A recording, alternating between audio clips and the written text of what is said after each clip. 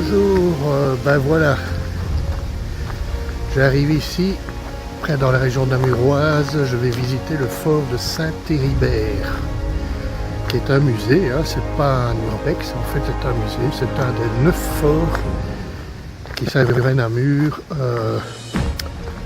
à partir de 1888-1892, donc c'est le général Henri Brialmont qui a créé les plans de fortification de Namur et aussi de Liège. Bon, j'ai visité de nombreux forts comme Dave, Malone, Andois et compagnie, Marchauvelette. Et ici, c'est un des 9, c'est celui de Saint-Héribert qui est visitable. Là. Enfin, il était complètement enterré. Une association est venue le déterrer, le ressortir de terre pour lui redonner une nouvelle vie. Quoi, je peux dire. Donc, c'est un fort qui, bien sûr, a combattu en août 1914 et en mai 1940. Donc c'est un fort de construction du 19e siècle qui a malheureusement été dépassé en 1914 par l'artillerie allemande et qui a dû céder. Il a été modernisé en 1930 comme les autres forts de Namur, du moins la majorité d'entre eux. Et il a été attaqué à partir du 10-15 1940 et a quand même tenu jusqu'au 21 mai, toutes armes détruites. Voilà, on va visiter cet endroit qui est dans une magnifique forêt.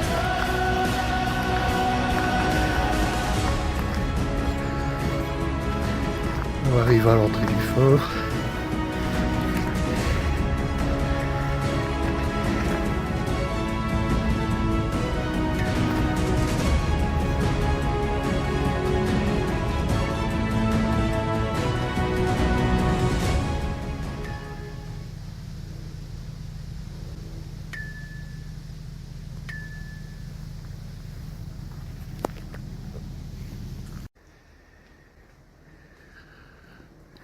Magnifique canon.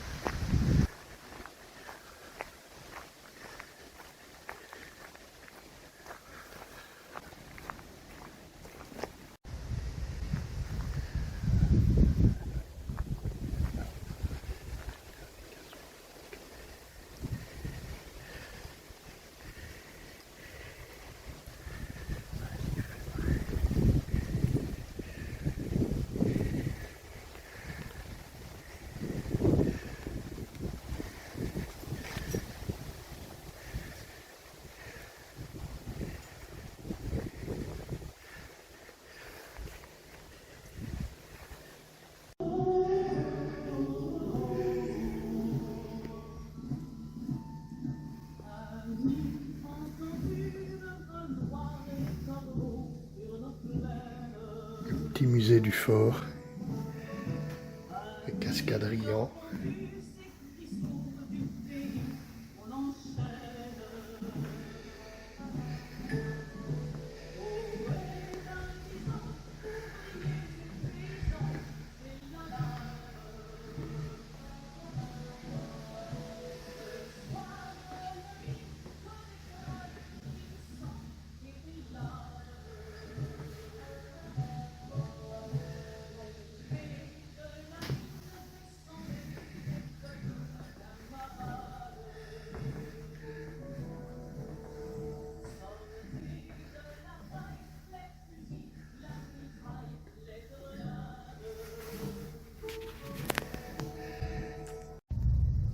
Les fameux éléments cointés fabriqués par les Belges.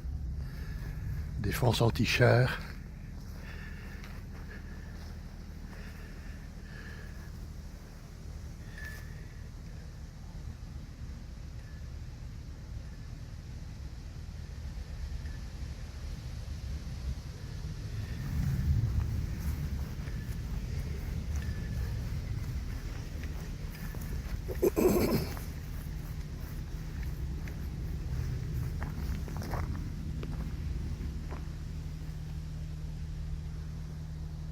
Et voilà l'entrée du fort qu'on va visiter d'ici 10 petites minutes.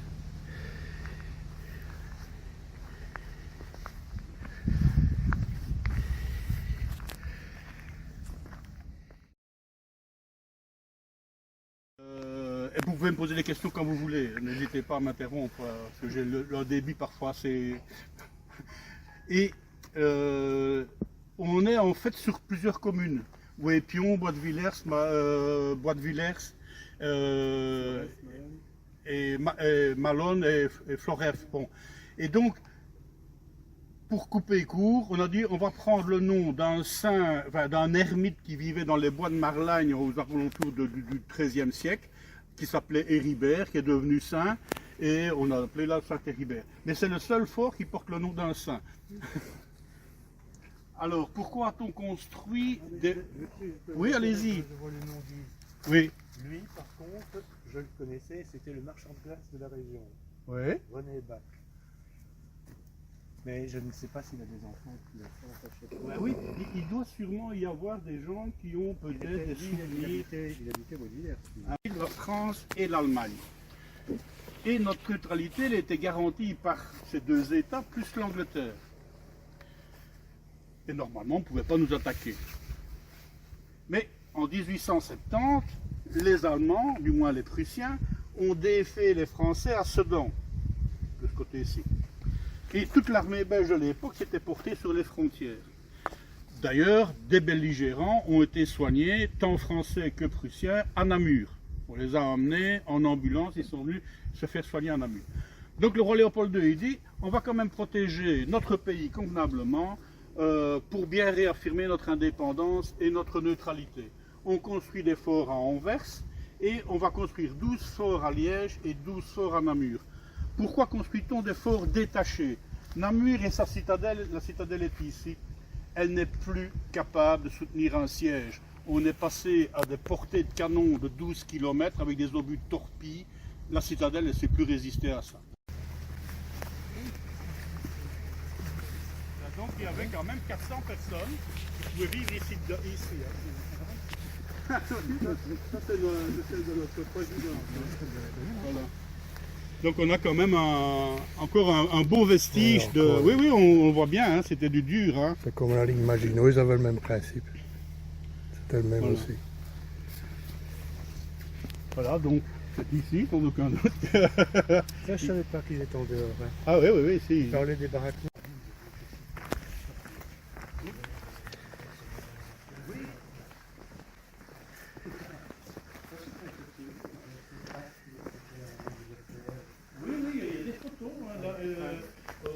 Dans les albums, il y a des photos des anciens qui se retrouvaient. Il y a une messe qui a été célébrée ici. Ouais. Oui, je me rappelle.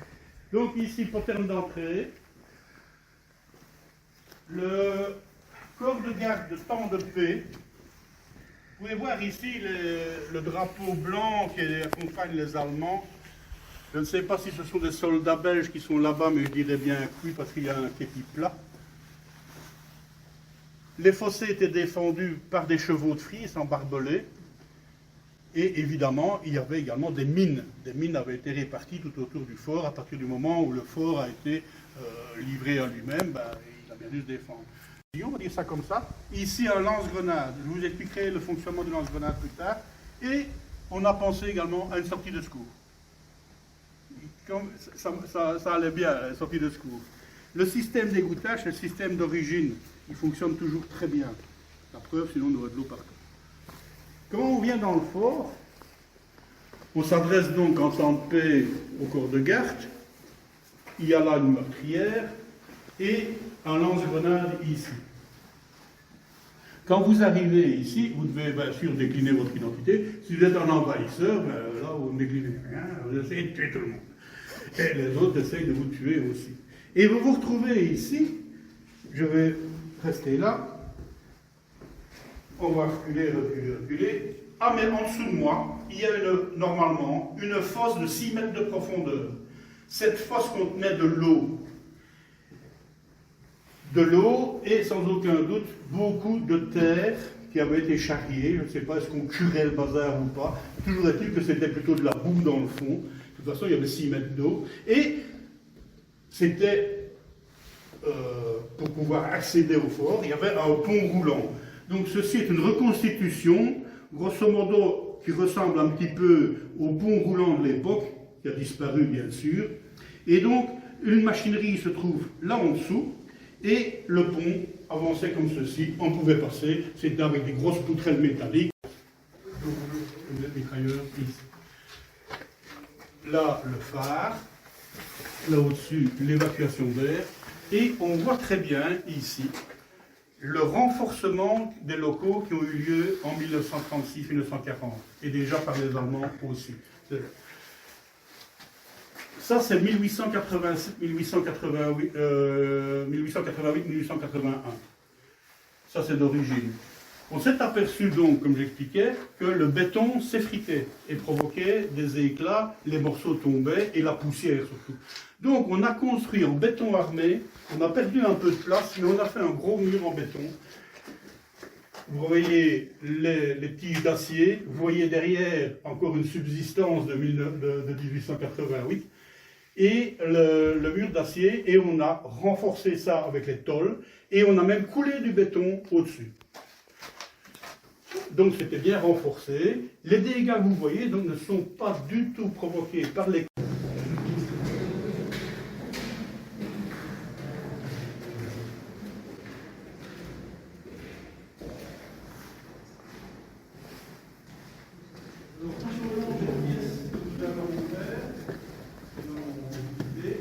Il y aura des œuvres artistiques qu'on va envoyer là-bas au point.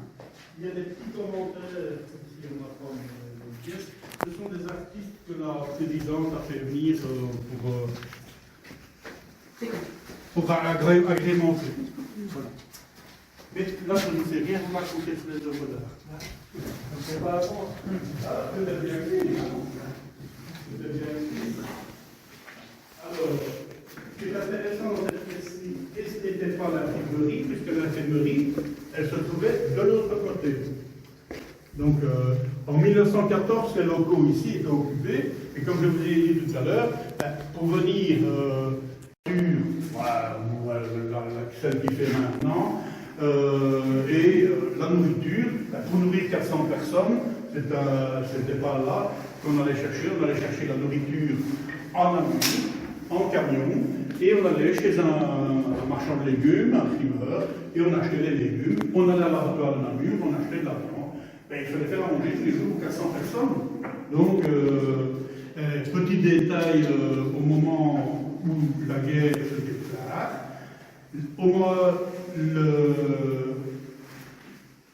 la dernière patrouille qui est sortie du fort, l'encerclement allait quasiment être fait. Il y avait une vache qui traînait dans un champ, ils sont revenus avec la vache. Voilà. Alors, dans un témoignage du fort d'Andois, on demandait normalement, il ne le savait pas, mais on est à l'armée, tous ces... Vous avez encore la trace ici du mur de briques. En fait, c'était fermé par un mur de briques. On ne voyait pas ceci. C'était l'endroit où les corps des soldats tués devaient être installés. On va revenir un petit peu en arrière sur le moment où un fort fonctionne.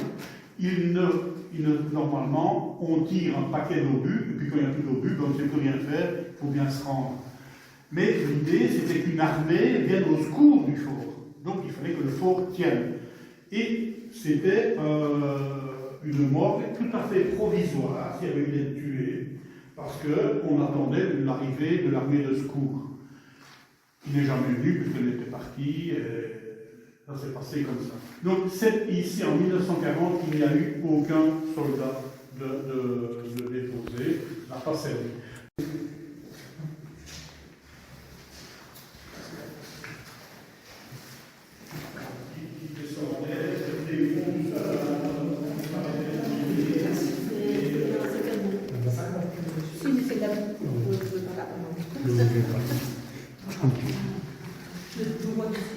Et on est au bout de ce qu'on appelle la contrescarpe.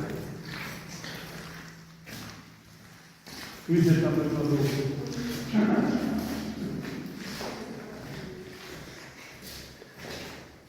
Voilà, complètement emblayé.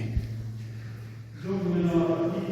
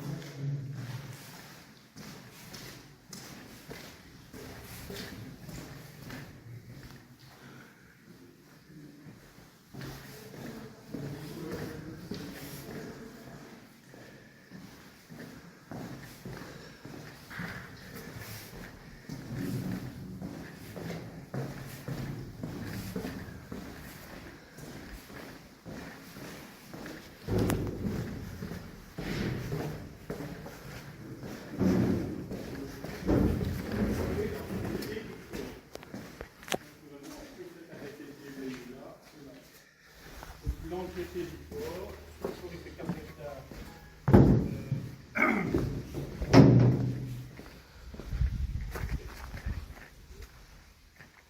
Donc voilà les postes qui se trouvaient, donc le F1, c'est là. Donc une mitrailleuse, une mitrailleuse, une mitrailleuse, une mitrailleuse, une mitrailleuse. Donc les dégâts que vous voyez ne sont pas provoqués par les combats. C'est le ferraillage ou des exercices militaires d'après-guerre. Par contre, l'impact que vous voyez ici, on peut avoir une quasi-certitude que c'est un obus allemand qui l'a provoqué.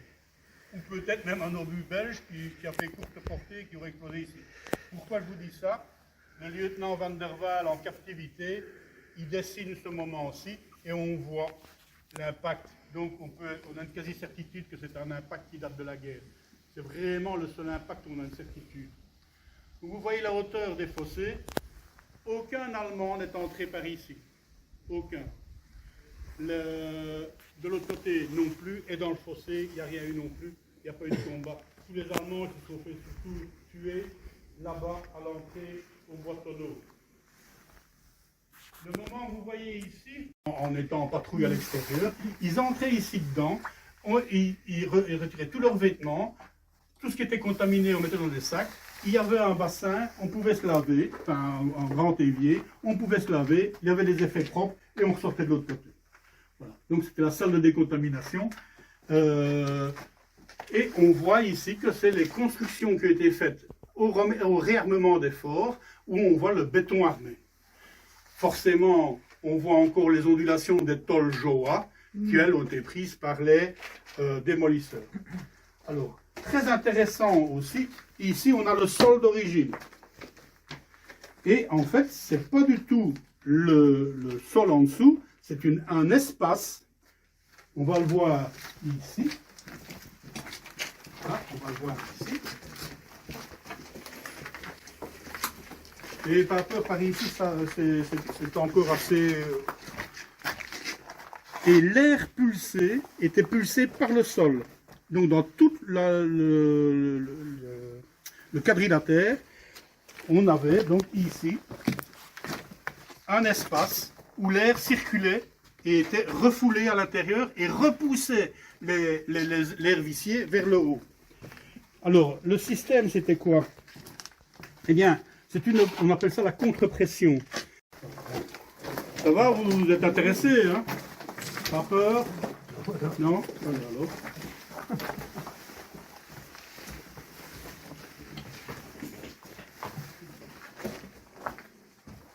Voilà, c'est ici que ça se retrouvait pour déclencher le tir, donner les coordonnées de tir au contrôle et on recevait les informations par téléphone. Seul endroit où il y avait du chauffage.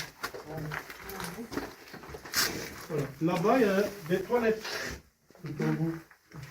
Voilà. Vous voyez, vous comprenez, l'humidité, c'était comme ça. Hein. Quand ils sont entrés ici dedans, le lieutenant Van der Waal, il donne un témoignage en disant « Je suis entré dans ma chambre ici lors de la découverte du fort. » Donc des morceaux de scrapnel, comme on appelle ça, hein, des morceaux d'obus. Hein, voilà. Et là-bas au bout, les fameuses billes des boîtes à balles. Voilà aussi.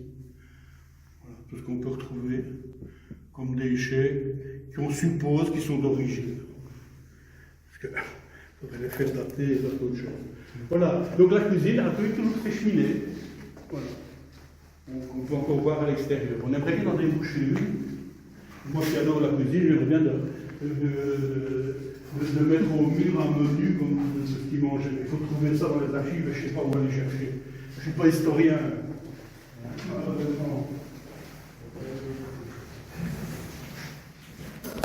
Dans les bouquins, par contre, il y avait des grands bacs ici. On voit encore la subsistance des pieds. C'est des bacs à infusion. Moi, quand j'ai fait mon service militaire, les douches, il n'y en avait pas beaucoup non plus. On était 600 à la caserne. S'il y avait 10 douches, c'était beaucoup. Mais il y avait des grands bacs à infusion. On se lavait à l'évier. Voilà, comme on faisait à l'époque. On est quand même avant-guerre. Et déjà, avoir des douches, dans les maisons de l'époque, il y avait pas, on se lavait dans un bassin. Hein. un bassin avec un 3 pieds, on se lavait là-dedans, on faisait chauffer de l'eau à la bouilloire, et voilà. Donc ils avaient... Ah, ça devait, oui, ça devait être costaud. Mais en 40, enfin, pour la guerre de 40, la majorité des toilettes se trouvaient à l'intérieur du four. Autrement, il fallait sortir quand on vivait.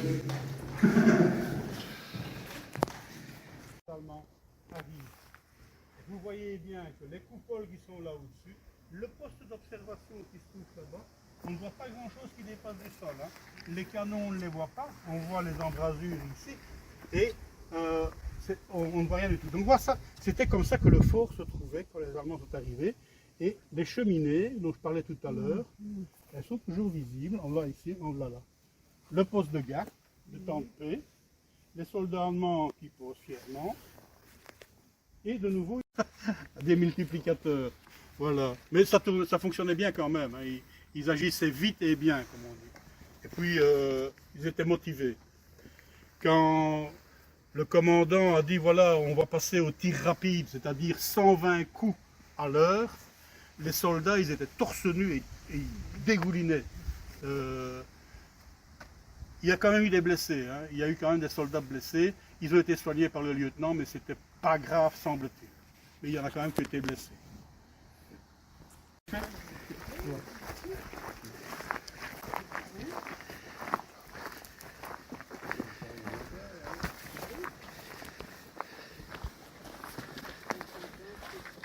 On va encore regarder ici, là il y a une petite grille d'aération qui est toujours d'origine. Et alors toujours un morceau de garde-boue. De la moto du commandant. Donc ici on est bien dans le débouché d'infanterie, c'est par ici que les soldats sortaient pour aller éventuellement se battre. On voit bien les endroits où nous sommes passés, l'ancien baraquement, la descente vers la poterne d'entrée, les fossés, fossé de contre-escarpe ici, fossé d'escarpe, et le massif central, on est en train d'entrer dedans. On entre par le débouché d'infanterie. Et de nouveau, on a un lance-grenade. Donc les soldats qui étaient chargés d'aller défendre le fort sur les extérieurs, ils se rassemblaient ici. Et on leur donnait les ordres, en leur disant, ben voilà, on a repéré des ennemis à tel endroit, il faudra y aller. Et ils devaient sortir d'ici. Ça ne s'est pas produit, hein. Ils n'ont jamais dû sortir d'ici en 40. Ceci a été construit par les Allemands et on va rentrer dans la partie 1888 du 19e siècle, donc le fort des origines. On passe ici dans le fort des origines. Alors, on va aller jusque là-bas et il y a plein d'eau. Tu me tracasses ? Non, non. Vous allez pouvoir voir à votre droite le poste d'observation. Donc ça, c'est un uniforme de 1914 hein, ou 1888. Et vous voyez très bien qu'il y a la tourelle qui sort du sol, mais il est également protégé par ce qu'on appelle des voussoirs en acier qui sont coulés dans le béton. Et ça, c'est le même principe pour toutes les coupoles. Et la coupole de nos braves soldats qui est ici, c'est un piston qui l'a fait monter ou qui l'a fait descendre en fonction qu'on tire dessus. Hein, il ne va pas se ramasser quand même les munitions. On le voit très bien sur une photo ici dans notre fort.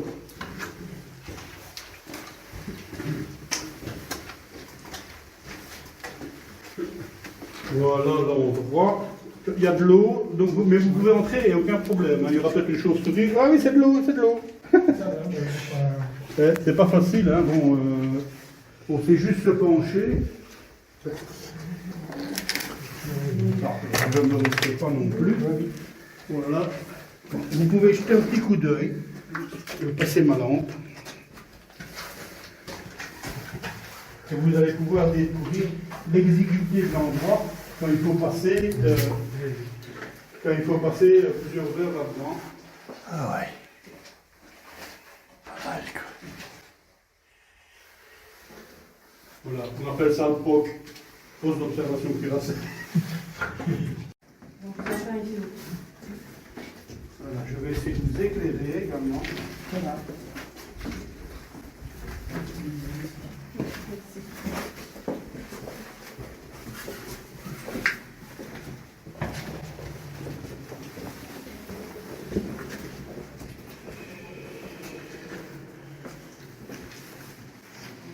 est magnifique. Ça va.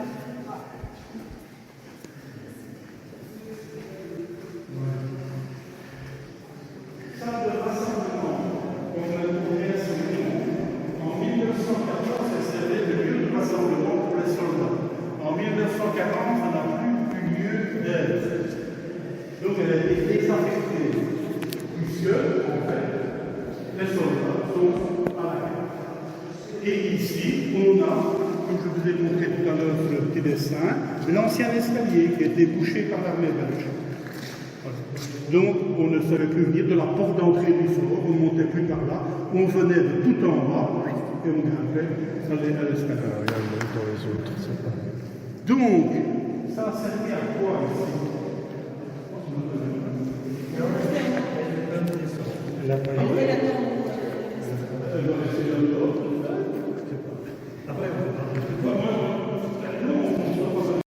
On rejetait l'air ici et ici.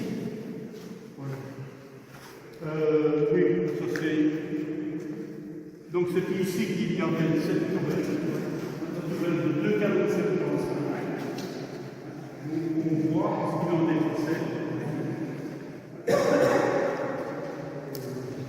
Ben oui, il y a toujours mon haut. Vous avez dû déblayer ici. Pardon? Aussi, vous avez dû aussi déblayer ici. Non, ici, non, ils n'ont pas poussé les graphes à l'intérieur. Ce qu'on voit, c'est des déblais.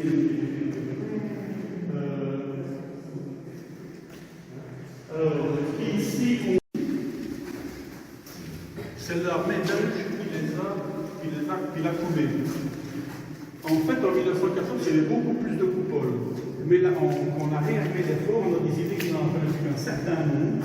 Et comme on est dans une forteresse, et que, puisqu'on ne réarmait pas, on avait un trou finalement, eh bien, on a mis du béton à l'intérieur. Parce qu'il ne faut pas qu'il y ait des parties creuses dans une forteresse, ça défonce plus l'ensemble. Donc, tout le rond qu'on voit ici, c'est le rond de la coupole de 75. Et naturellement, elle est complètement remplie de terre et de débris. Alors, le grand projet, c'était de la déblayer, mais bon, on va des sous. Voilà, si vous voulez bien vous installer là, le petit figuier, hein, ah oui, c'est impressionnant, hein, parce que c'est encore, on dirait bien propre, nickel, tout. C'est d'origine 19e siècle. On peut monter, mais on n'ira pas plus loin, parce que c'est de nouveau obstrué. Donc ici, on est à la pointe du fort.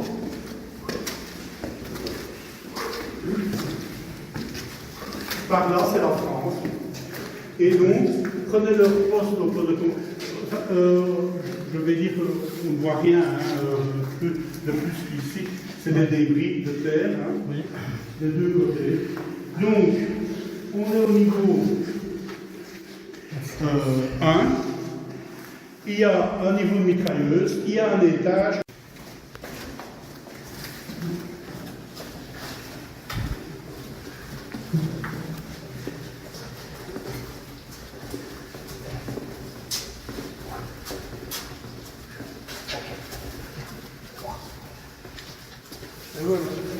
Comme dans les catacombes. Ici, c'est par rapport à la ligne.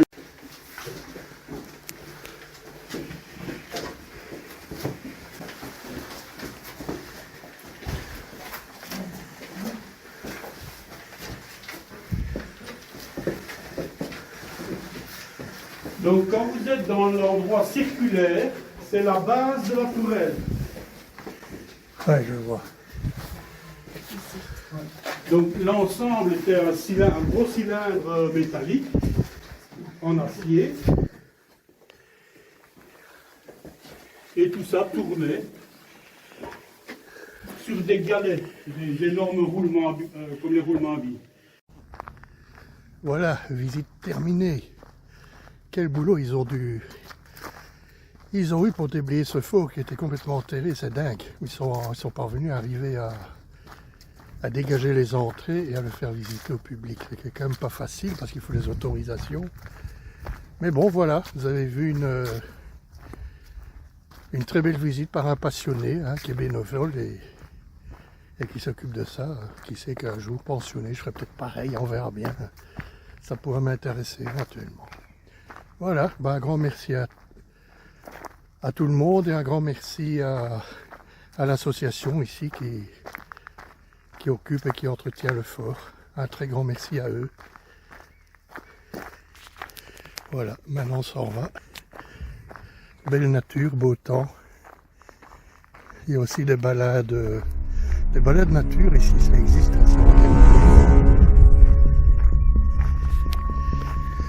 Petite incursion au fort de Malone.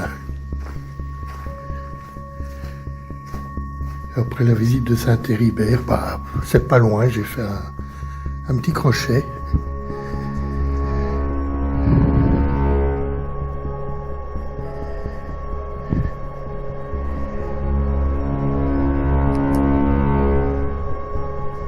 Ça a été muré là.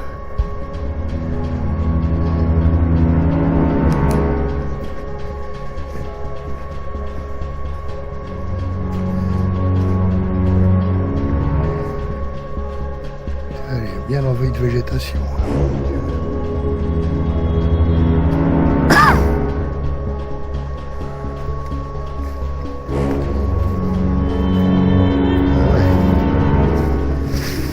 C'est exactement comme à Saint-Héribert, comme on nous a expliqué, à part que celui-ci n'est pas enseveli par la verdure.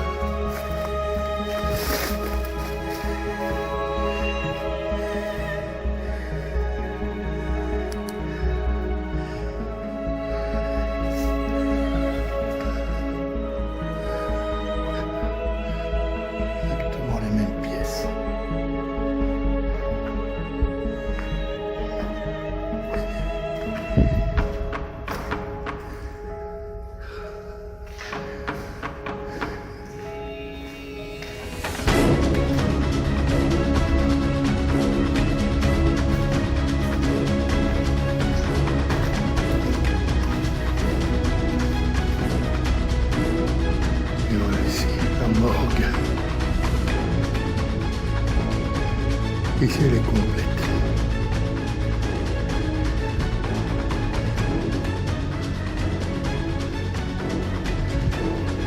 À Saint-Héribert, il ne restait plus que le bas.